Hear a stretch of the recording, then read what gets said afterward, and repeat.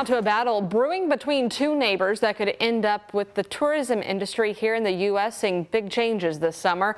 ABC's Lionel Moyes reports on Canadians changing their plans.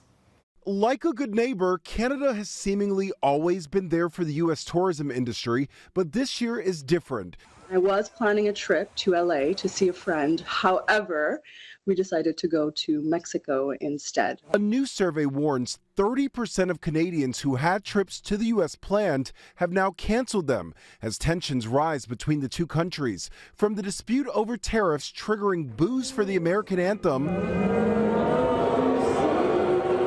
President Trump's talk of making Canada the 51st state. Canadians are vowing to make their voices heard. It's Canada strong. We can stand up for ourselves. We've called out those comments. They're disrespectful.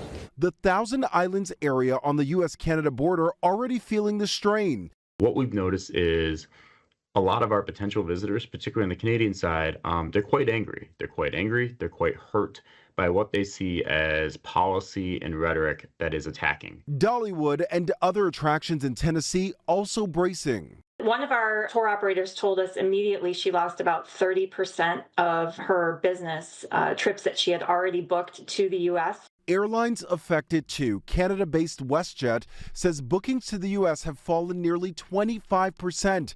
And it's not just Canadians avoiding travel to the U.S.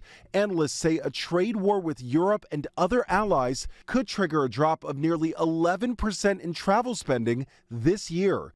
President Trump has said the tariffs on Canada and European allies are necessary to restore fairness to global trade and bring jobs back to the U.S. Lionel Moyes, ABC News, New York.